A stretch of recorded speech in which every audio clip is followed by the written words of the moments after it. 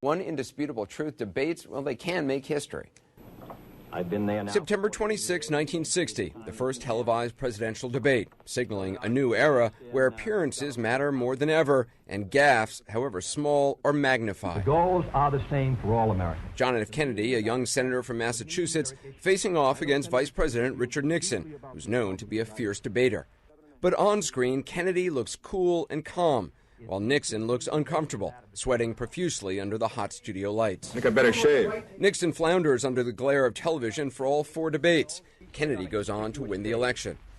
In 1976, President Gerald Ford makes this blunder in his debate with Georgia Governor Jimmy Carter. There is no Soviet domination of Eastern Europe, and there never will be under a Ford administration. I'm sorry, could I just pause? The remark becomes a central theme in Carter's campaign and is blamed by many for costing Ford the election. In 1980, Ronald Reagan is repeatedly attacked by President Carter for his stance on health care. Governor Reagan, as a matter of fact, began his political career campaigning around this nation against Medicare. But Reagan wins fans and the election by staying cool. There you go again. 4 years later, President Reagan again uses humor to handle attacks on his age during his debate with Walter Mondale. And I want you to know that also I will not make age an issue of this campaign. I am not going to exploit for political purposes my opponent's youth and inexperience.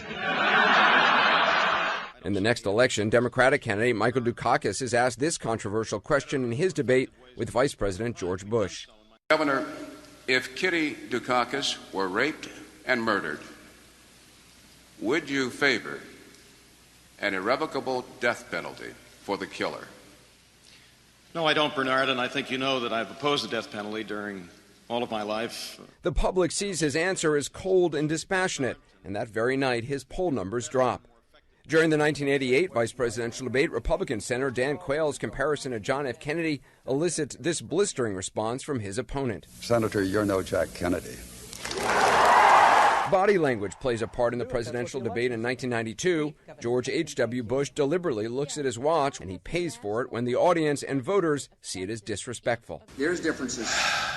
Body language makes a difference in the debate between Al Gore and George W. Bush as well. Gore sighs over and over again, and Bush, the underdog, surprises by winning the debate and, of course, the election. That's what a governor. Both President Obama and Governor Romney are seasoned debaters, and experts say neither are prone to making major gaffes. But if there is one thing that history's taught us when it comes to presidential debates, expect the unexpected.